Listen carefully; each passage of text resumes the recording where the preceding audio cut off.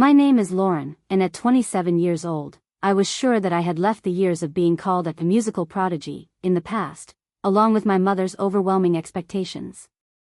For years, I felt like the family disappointment, while my sister Vanessa remained a model of perfection for everyone. But one piece of news changed everything. During the preparations for Vanessa's wedding, my mother smiled her cold smile and said, "Lauren will provide the background music during the cocktail hour."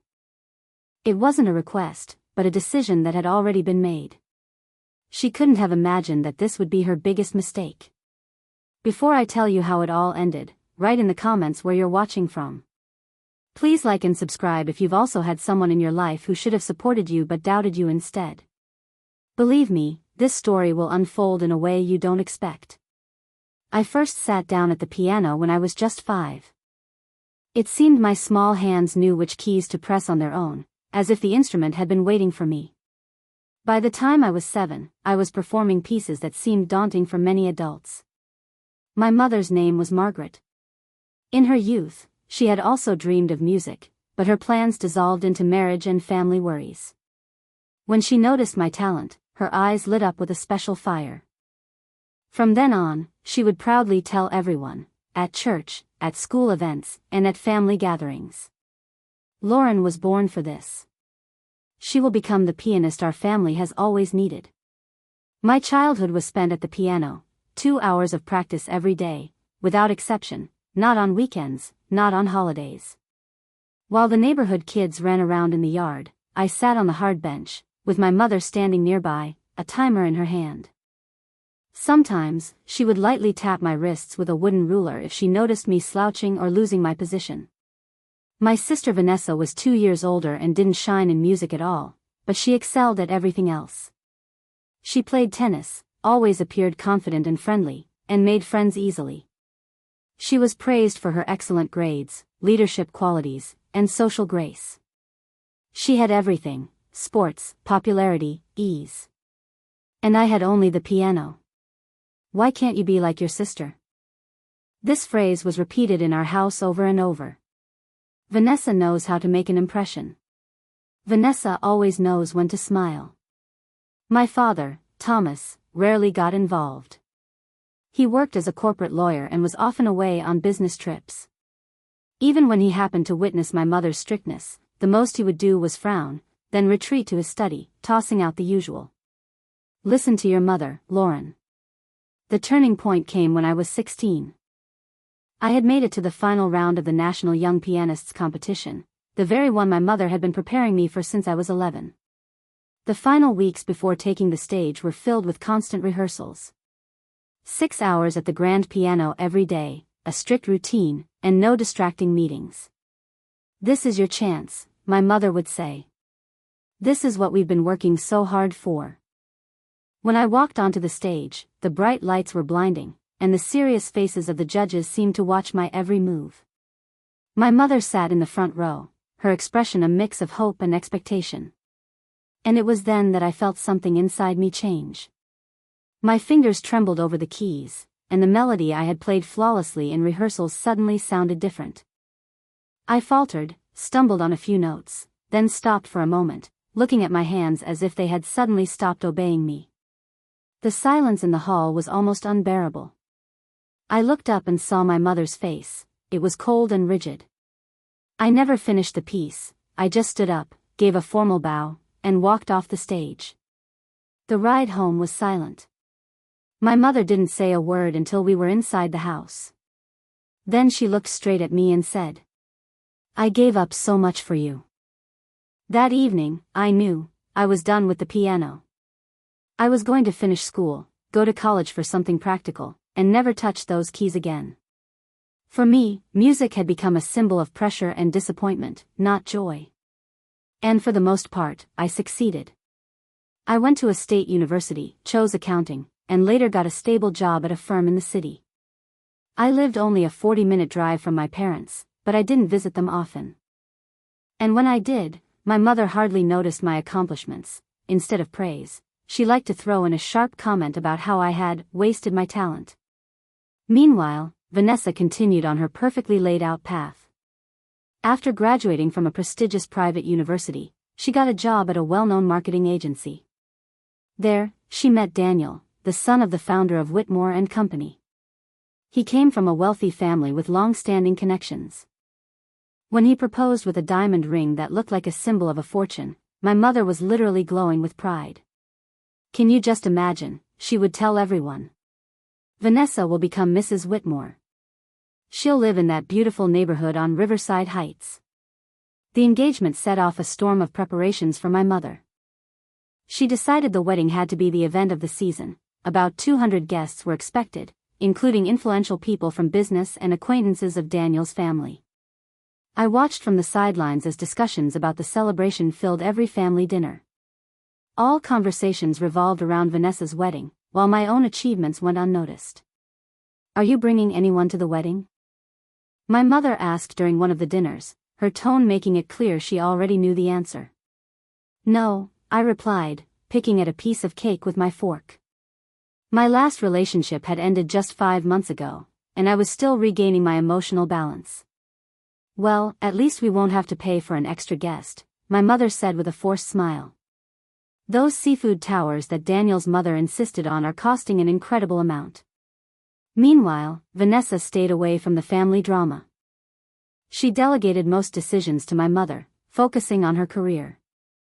Sometimes I would catch Vanessa's gaze on me, something unreadable in it, but years of distance had made us almost strangers. A serious conversation with Vanessa seemed impossible. My secret remained hidden in the closet of the spare room, under a pile of winter coats, a digital piano with headphones. On particularly difficult days, would sit down and play. These melodies were my personal protest, a quiet reminder of who I could have been in another life. But only I knew this. Music became my hidden part, especially from my mother, who had made it clear more than once, if the result isn't exceptional, it's not worth trying. 2 months before the wedding, my mother organized a formal family dinner to finalize the key details of the celebration. The living room in my parents' house looked festive. Floral arrangements in Vanessa's wedding colors were everywhere.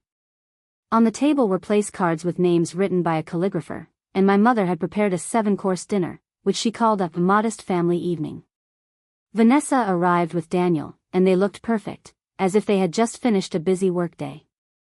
Daniel's confidence and the ease with which he complimented my mother's cooking immediately revealed him as a man accustomed to sophisticated dinners and luxury. When dessert was served, my mother flipped through the pages of her wedding planner and announced, "We've arranged for a string quartet from the symphony orchestra. They will play during the ceremony and the first hour of the reception." "That's an excellent decision," said Daniel's mother, Elizabeth. She sat nearby, a stern woman around 60, with an impeccably tailored suit and a cold, collected manner. Her appearance exuded a quiet power, not ostentatious luxury. And during the cocktail hour, my mother's gaze shifted to me, her lips stretching into a smile, but her eyes remained cold and hard. "Lauren will provide the piano music." The fork with chocolate cake froze in my hand. The piece I had just swallowed seemed to lose its taste, leaving a dry bitterness in my mouth. It took me a few seconds to compose myself. I blinked, certain I had misheard, and quietly asked again. "Excuse me? What?" My mother leaned back in her chair and spoke as if stating a fact that had already been decided. "You will play the piano during the cocktail hour. We discussed this, it will make the evening more personal and help save on extra musicians." A tense silence fell over the living room. I could feel the guests' gazes piercing me. Daniel looked in my direction with polite courtesy, as if to show he supported the idea. His mother, Elizabeth, tilted her head slightly, her face showing curiosity but no excess emotion. Thomas, my father, abruptly focused on his dessert, carefully cutting a piece of pie with his fork, as if his entire world had shrunk to the plate in front of him. And in Vanessa's eyes, to my surprise, a hint of awkwardness flickered, as if she herself felt that our mother had gone too far. I took a deep breath and said quietly, "Mom, I haven't performed in over 10 years. I don't think that's a good idea." For a moment, I hoped her words were just an impromptu suggestion, but my mother just waved her hand, as if I had said something completely insignificant. "Nonsense. It's the same as riding a bicycle. Once you get on, you remember everything. Besides, it will just be background music. People will be talking, laughing, drinking champagne. Nothing complicated is required of you. She said this in a tone that made everything inside me clench. This wasn't a request. It was an order. And the way she presented the idea, as if everyone had already agreed, left me with no way out. Background music? I asked again, and the word stung more than I expected. I didn't know you played the piano, Daniel remarked with surprise, turning to me. I opened my mouth to answer, but my mother immediately interjected. Lauren played very well as a child. She had real talent. Had. The word in the past tense echoed inside me. I'm not sure I can do it, I finally said.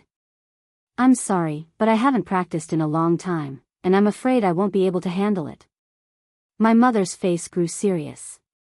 We invested so much in your lessons, drove you to competitions so many times, spent so much effort and resources, and you can't play a few simple melodies for your sister's wedding? It would be at least a small contribution on your part. A pause hung in the room. Elizabeth lowered her gaze to her plate, clearly not wanting to interfere.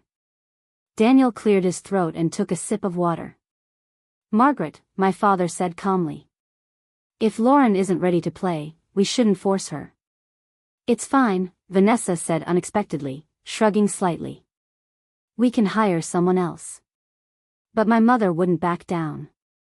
No, it's not fine. Every one of us is trying to make this wedding perfect.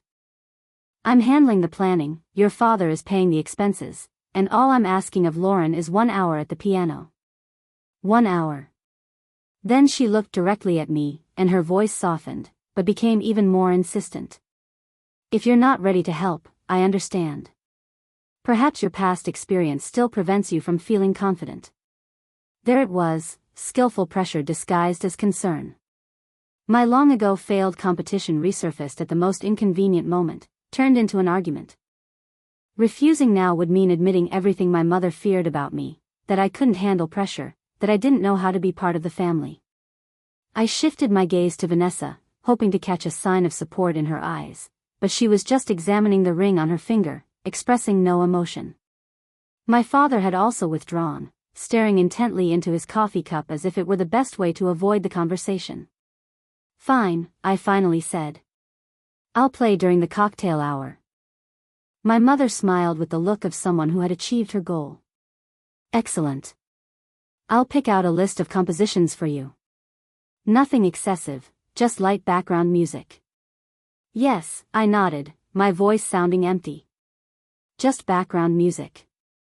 The conversation at the table then returned to flowers and seating arrangements, while I sat in silence, feeling as though I had turned back into a 16-year-old girl being led by the script of someone else's expectations. After dinner, as I was about to leave, Vanessa stopped me in the hallway. You don't have to agree, she said quietly. I looked at her in surprise. This was the first truly honest moment between us in years. No, I have to. You know what Mom is like, I replied. Vanessa glanced towards the living room, where Margaret was chatting animatedly with Elizabeth. Yes. I'm sorry she put you in such an awkward position.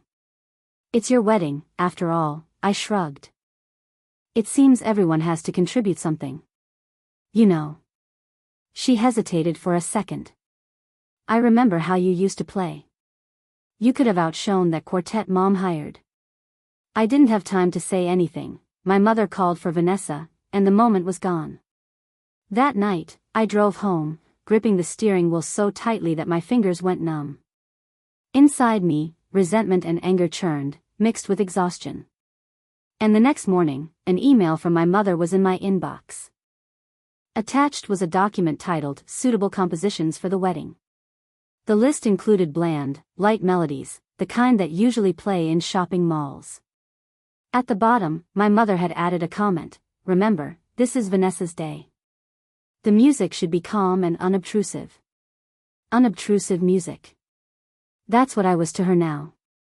Not a person, not an artist, just background accompaniment to someone else's celebration. An element of decor, filling the pauses until the real show began. For the next few days, my mood swung. Sometimes I felt irritation, sometimes I tried to come to terms with the situation.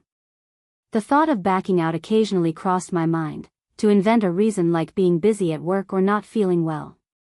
But every time, the thought stopped me. My mother would only be pleased if I didn't keep my promise. It would be confirmation of her rightness for her. So I found myself trapped by her expectations again, even if they were reduced to me playing the role of background accompaniment. That weekend, I took my digital piano out of the closet and, for the first time, set it up in the living room. I looked at the instrument as if an old acquaintance stood before me, one I didn't know how to approach.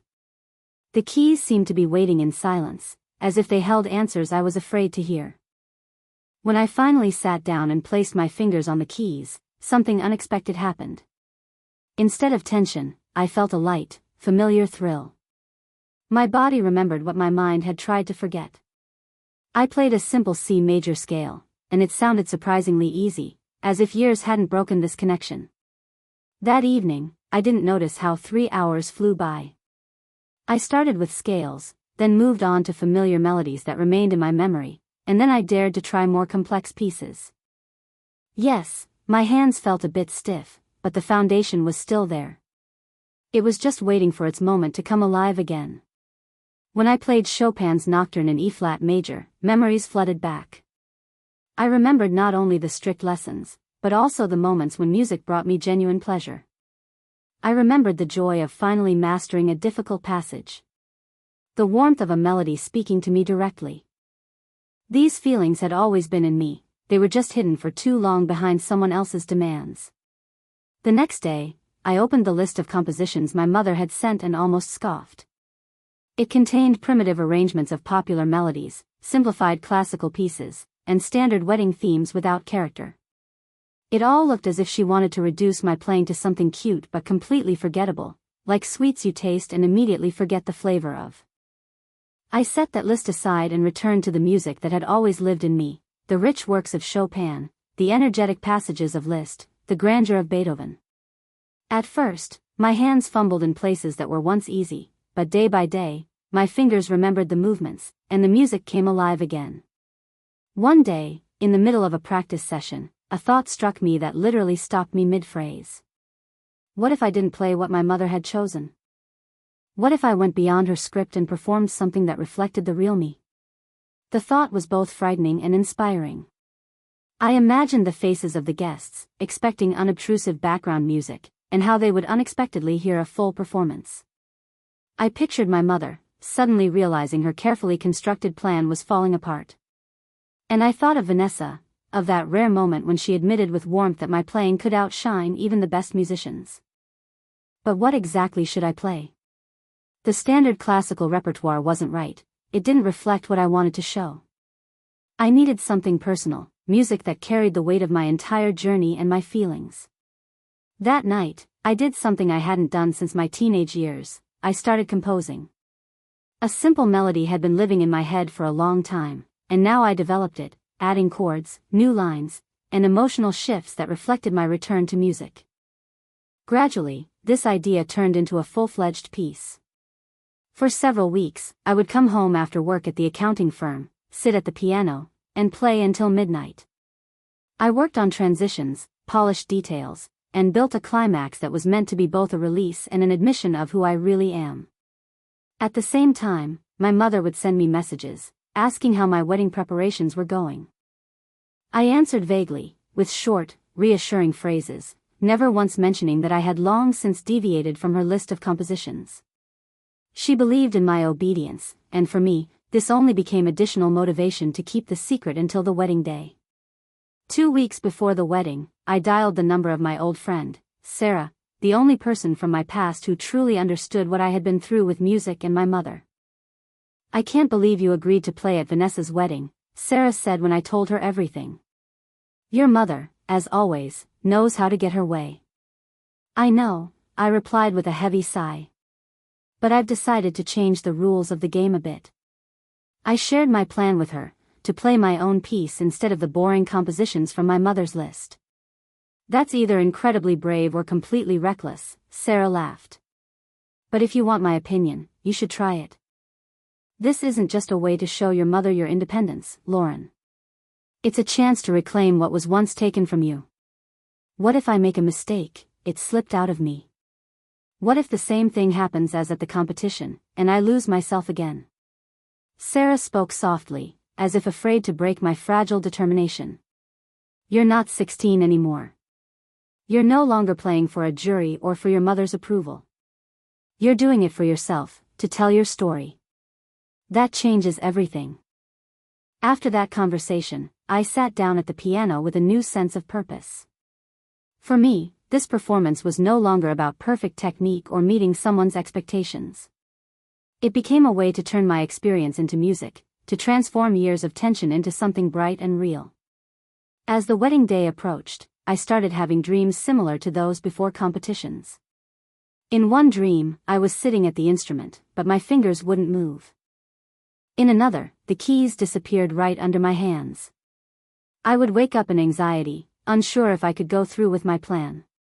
But every morning, I returned to the instrument, and played again, trying to strengthen my resolve step by step.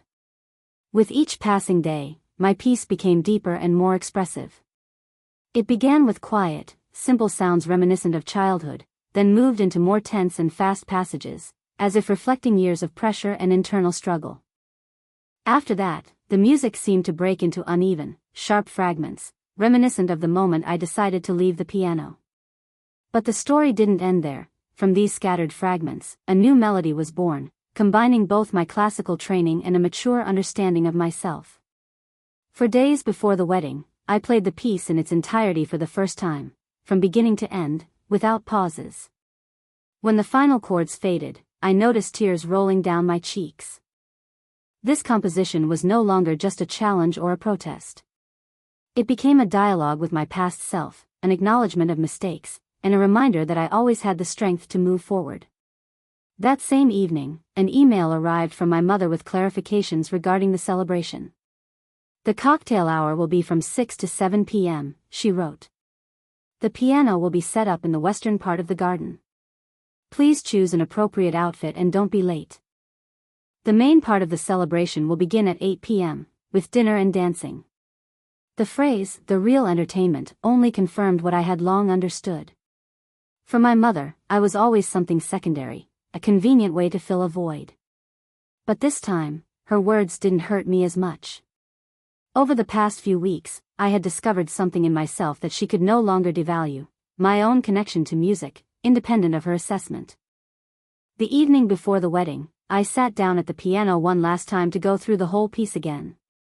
Then I carefully printed out the sheet music, though I knew it by heart. I gave the piece a simple title, Awakening. As I gathered the score into a folder and prepared my outfit for the next day, I noticed that the feeling of anxiety had been replaced by a calm confidence. Whatever happened tomorrow, I would go out and play as I truly felt, for the first time in years. And that alone was enough to consider it my personal victory.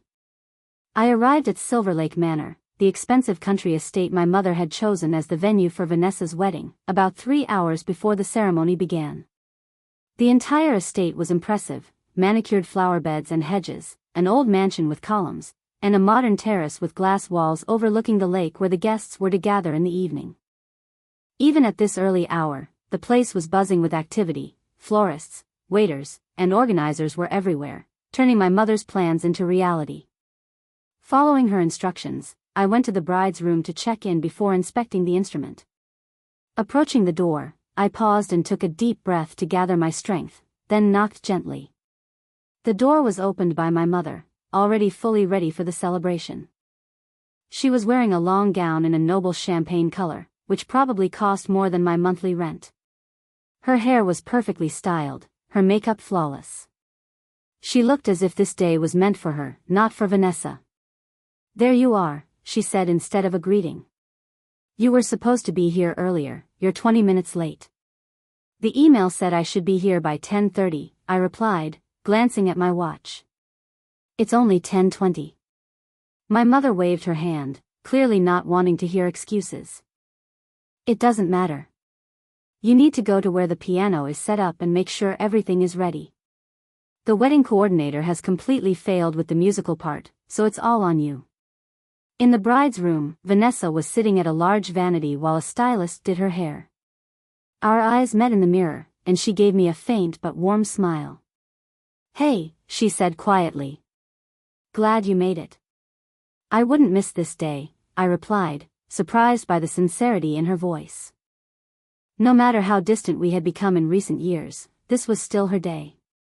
"Vanessa, keep your head still," the stylist gently reminded her, adjusting the curls he had just pinned. "Sorry," she murmured and focused on her reflection again. At that moment, my mother closed her hefty folder of notes and diagrams. "Let's go, Lauren," she said in a businesslike tone. "I'll show you where you'll be playing." We left the room and headed across the grounds to the glass terrace where the cocktail hour was to take place. The space was impressive. Floor-to-ceiling glass walls offered a view of the lake, where clouds were reflected, and the well-kept garden paths. Workers were covering high cocktail tables with white tablecloths and setting up long bar counters. "Over there," my mother said, pointing to a far corner of the hall. Behind a huge arrangement of roses and lilies, I saw the grand piano. It seemed to have been deliberately hidden from view. The instrument looked magnificent, polished, with perfectly shiny keys, and that's why its placement was so jarring. It seemed to be in the background, like an unnecessary piece of decor. "Maybe it could be moved a little?" I asked cautiously. "It looks completely lost back there." My mother pressed her lips together, her eyebrows slightly furrowed. "It's exactly where it needs to be," she said with emphasis. "The music should be background, create a mood, not draw all the attention. Your job is to complement the atmosphere, Lauren, not give a concert." I laid out the sheet music on the stand and quietly played a few phrases of my piece.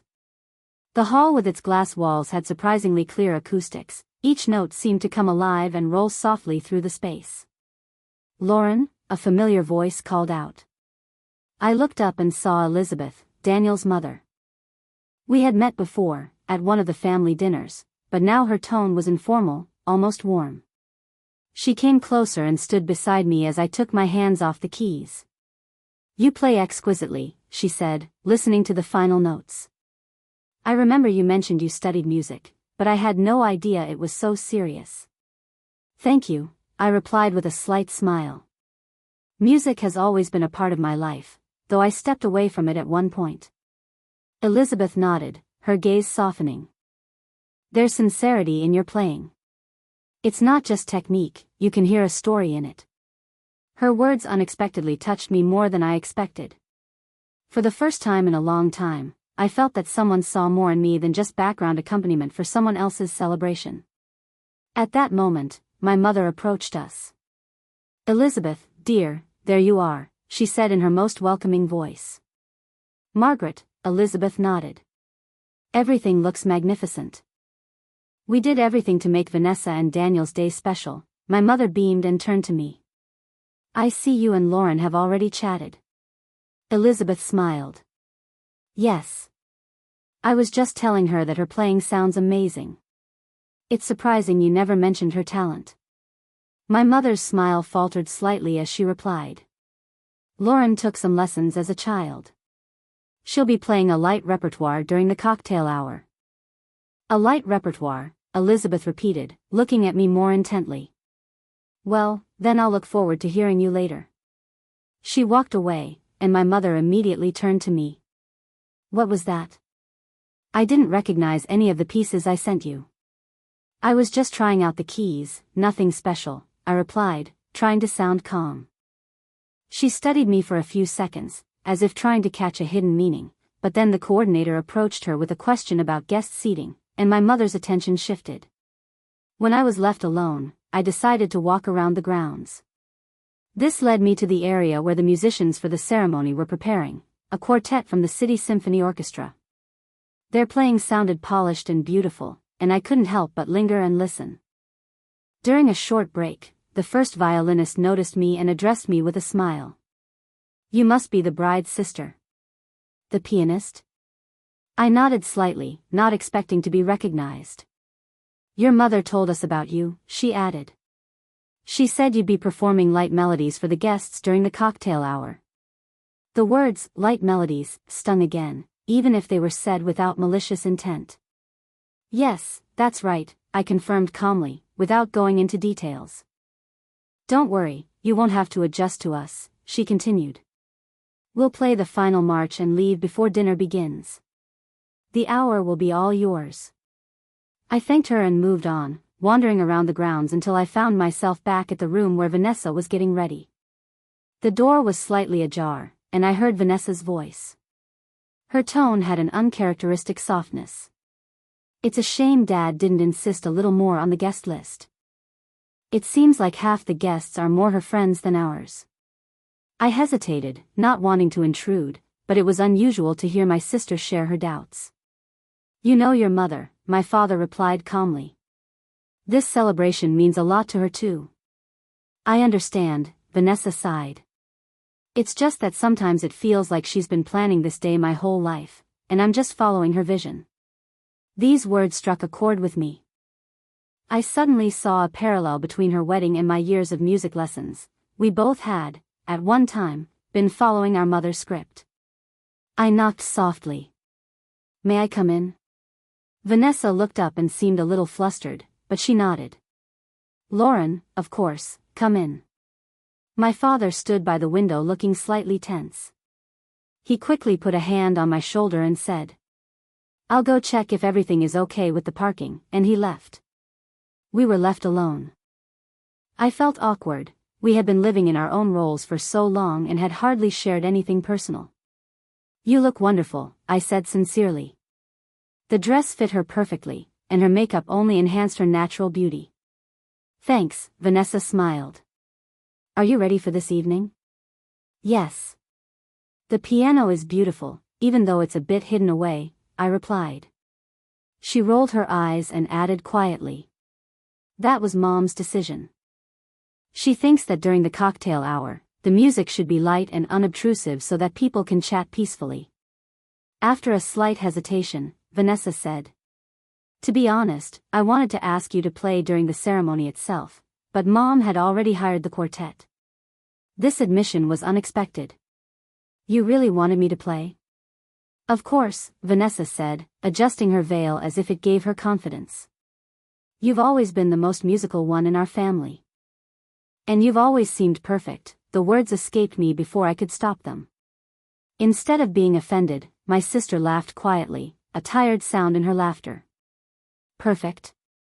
Lauren, I've spent my whole life trying to reach a bar that no one can reach. Do you have any idea how exhausting that is? Her words hung between us, like an unexpected bridge across years of silence. At that moment, I understood. She knew the same thing I did. Yes, I replied without extra words. Our gazes met, and suddenly before me was not the unattainable, Mom's favorite, but another daughter who had been fighting in her own way all this time. There was a knock in the silence. Miss Davis, you need to be in your places in 15 minutes, the coordinator's voice came from the hallway. I should go, I said, though I didn't want to leave at all. Lauren, Vanessa called out as I was already reaching for the doorknob. Play something special today. Something real. I smiled, feeling my resolve strengthen inside. I promise. On my way back to the terrace, I saw my mother. She was directing the staff, moving a vase of flowers to the center of a composition. There you are, she said, glancing at me quickly.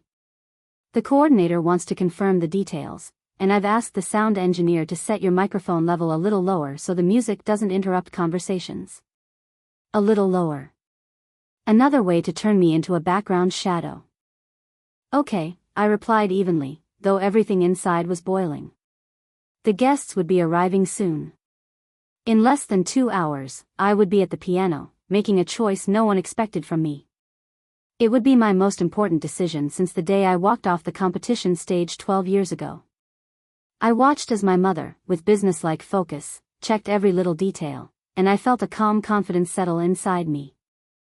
I knew what I would play, and for the first time in a long time, this knowledge brought me peace. The ceremony itself went perfectly, exactly as my mother had intended. Every element was rehearsed and looked flawless. Vanessa was radiant as she walked down the aisle on our father's arm, and even I felt my breath catch when she and Daniel exchanged their vows. All this time, the string quartet provided the expected backdrop. Their performance was precise, beautiful, but completely predictable. As the guests moved from the green lawn where the ceremony took place to the glass terrace for the cocktail hour, I made my way to the piano, tucked away in the far corner. My mother immediately stopped me, adjusted my collar, which was already perfectly straight, and said quietly, "Don't play anything too complex. People will be talking, they need a light atmosphere." "I understand," I replied, maintaining my composure, though emotions were raging inside. She held my gaze for a moment, as if trying to sense something hidden, then added, "In half an hour, the quartet will return to a company dinner. You can finish then."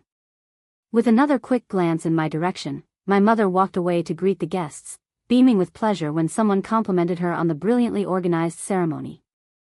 I sat down at the instrument, adjusted the height of the bench, and laid out my sheet music, although I knew it by heart. The cocktail hour began. Waiters circulated with champagne and light appetizers. Guests in evening attire chatted animatedly, paying little attention to the piano in the corner, just as my mother had planned. I started with one of Haydn's soft nocturnes, light and transparent in sound, perfectly suited for the background. As expected, the audience hardly noticed the music. I was part of the atmosphere, present but invisible. After a few familiar melodies, I smoothly transitioned to my own piece, Awakening. The introduction was very light, the sounds fell softly, like raindrops on glass. The music didn't demand attention, but simply wove itself into the atmosphere of the hall. I looked at the keys, focusing on each sound. Gradually, the theme grew richer, the simple melody developed into more saturated harmonies, and the sound gained strength. For a second, I looked up and saw that a few guests had stopped talking and turned towards me. Someone even came closer, forming a quiet semicircle around the instrument. This gave me confidence. I began to play more boldly, the volume gradually increasing, and the music became more alive. The second part sounded more energetic, swift passages and rich chords conveyed inner tension and forward movement. More and more people were listening, and the noise of conversations gradually subsided. Out of the corner of my eye, I noticed the coordinator say something to a waiter, who hurried to carry out the request. But I didn't get distracted. I completely surrendered to the music, which at times became more complex, then broke into short phrases, and then gathered again into something new and harmonious. I played freely, allowing myself to follow the rhythm and breath of the piece. At that moment, I felt that the music was truly coming alive and becoming a part of the space. Among the guests, I noticed Elizabeth, Daniel's mother. She stood slightly to the side and listened with genuine interest, her gaze warm and attentive. At the same moment, I saw my mother. She was making her way through the crowd, and her face showed surprise and slight anxiety. We met eyes, but I immediately returned to the music, which was leading me to the main moment. This part of the piece was the most personal. In it, past difficulties transformed into strength, and memories found a new sound. Each note resonated, filling the space with soft waves of sound. The piano responded to every movement, and the sound reflected off the glass walls, creating the feeling that the terrace itself had begun to sound along with me. I felt that the music expressed what is difficult to put into words, the journey from doubt to inner freedom. At the edge of the hall, I noticed Vanessa and Daniel. She was holding his arm tightly, and her expression was one of wonder, as if she were seeing me in a new light for the first time. Nearby stood my father, and his expression spoke of genuine attention and understanding. And my mother looked as if her carefully thought-out plan had shifted slightly, as the music had unexpectedly taken center stage. The final section of the composition sounded like a completion and renewal.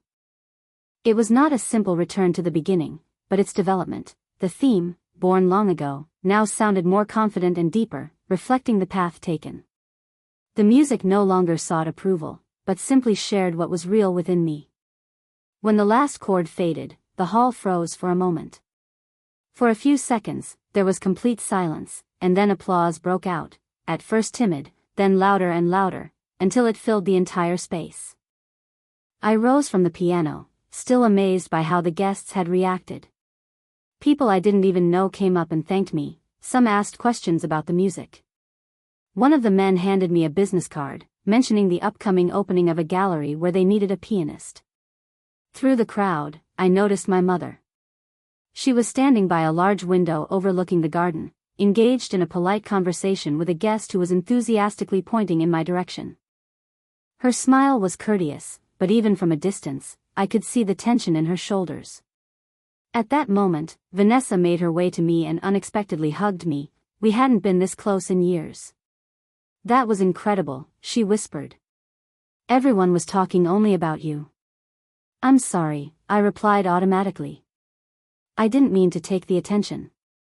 She laughed and shook her head. Take it? You made the moment real.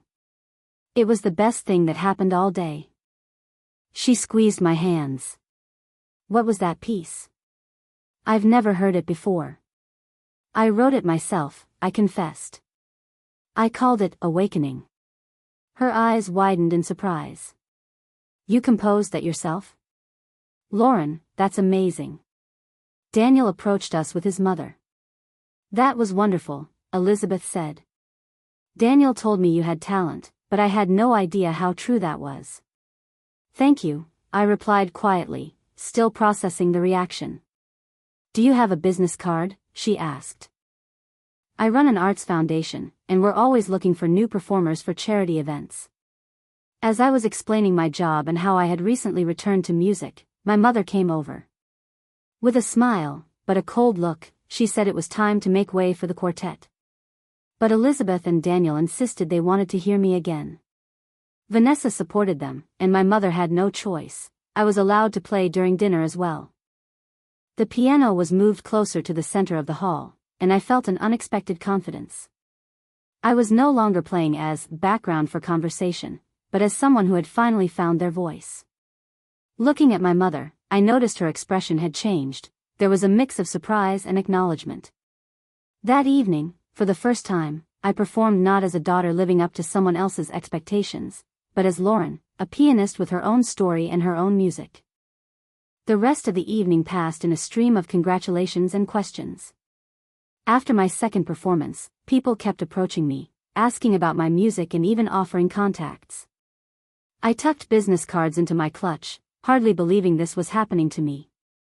My mother kept her distance, smiling at guests, accepting praise, but always steering the conversation back to the wedding details. It was only towards the end of the evening, as the party was winding down, that she approached me. Her face was calm, but by her pressed lips, I knew the conversation would be difficult. What was that? My mother asked without any preamble, her voice sharp but quiet. I was playing the piano, I replied calmly. Isn't that what you asked for? You know what I mean, she retorted. You drew too much attention to yourself on a day that was supposed to be your sister's. Did I? I said, keeping my tone even. Vanessa seemed happy. She'd never say otherwise. She's too polite to admit it was inappropriate. She smoothed a wrinkle on her dress, as if trying to hide her agitation. I asked for light background music, nothing noticeable. And you turned it into the main event. I recognized the familiar pattern. My mother was again trying to frame the situation to make me look guilty. But now I saw her words differently. Mom, I said quietly. You put me in a corner and called my music background. You wanted to remind me that I should stay in the shadows. Her eyes widened slightly, as if she didn't expect such a direct response. That's ridiculous. I just gave you a chance to participate. No, I shook my head. You were trying to put me in my place again, just like you used to. So this was some kind of delayed protest. She glanced around, making sure no one was listening. After everything I did for your education, this is how you decide to express yourself? I wasn't trying to embarrass you, I answered calmly. I was playing for myself. I needed to remember who I am. And who are you? My mother asked coldly. Someone who gave it all up and wasted years? Her words sounded like they were calculated to take me back to the past, to that confused teenager on stage. But now they no longer had power over me. I'm a musician who once gave up playing for others' expectations, and now plays to be true to herself, I said calmly.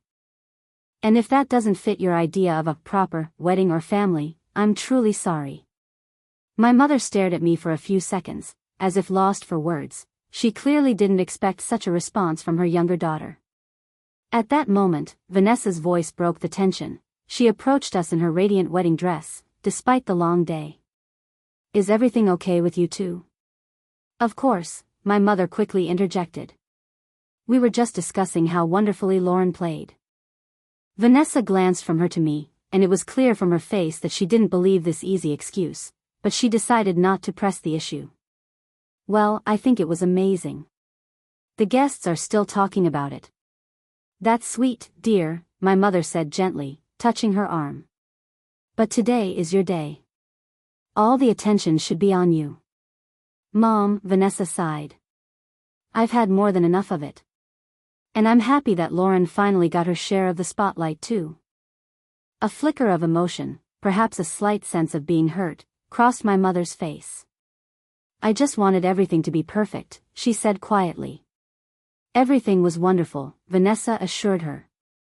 You organized everything beautifully. But the best part was Lauren's music. It felt real, alive, not just part of a script.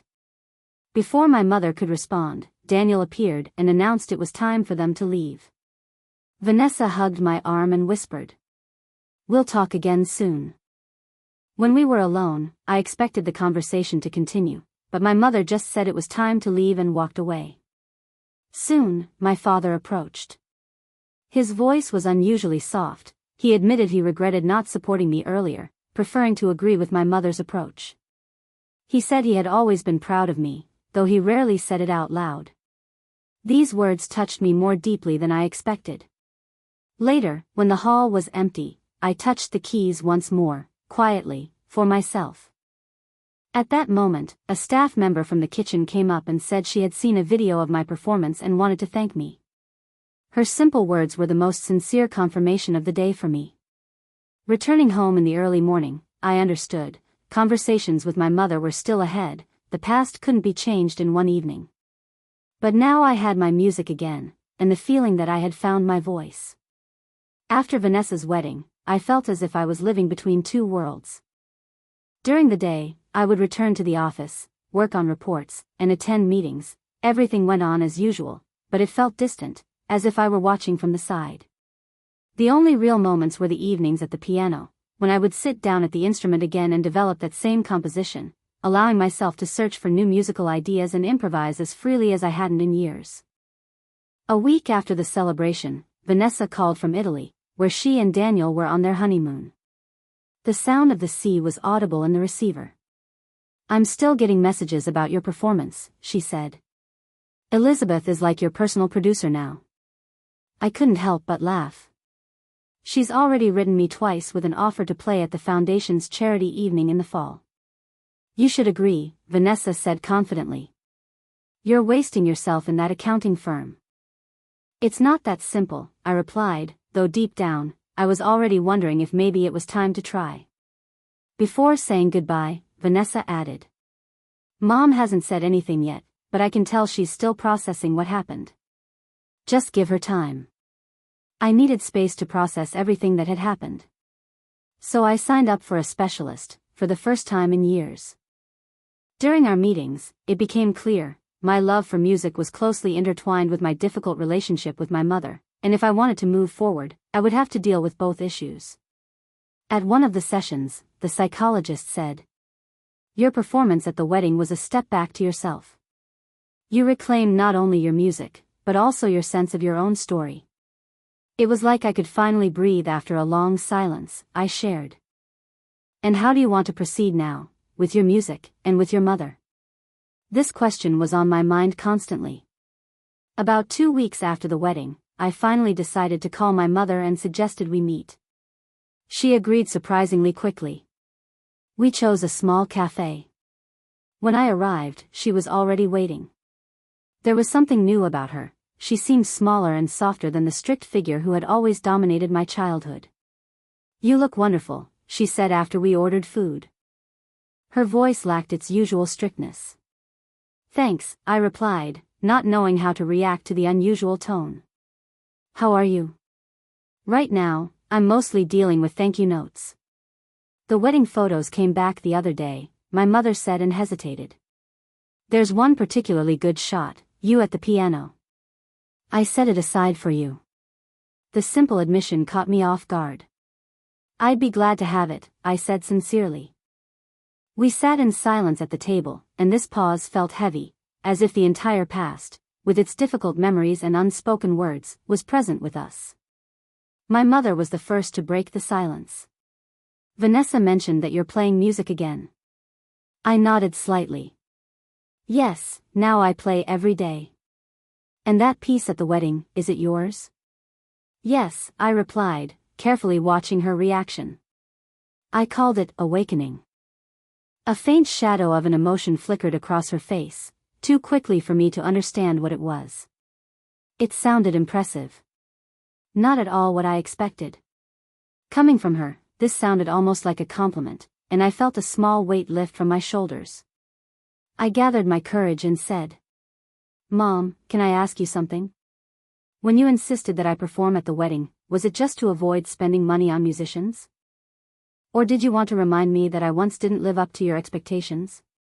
Her fingers tightened around her glass.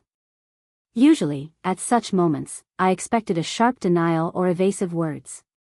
But this time, her answer was different from what I had anticipated. Honestly, I'm not sure myself, she said in a quiet voice. Maybe a little of one, a little of the other, or maybe not at all what you think. She looked up at me, and in her gaze, there was more vulnerability than I had ever seen before.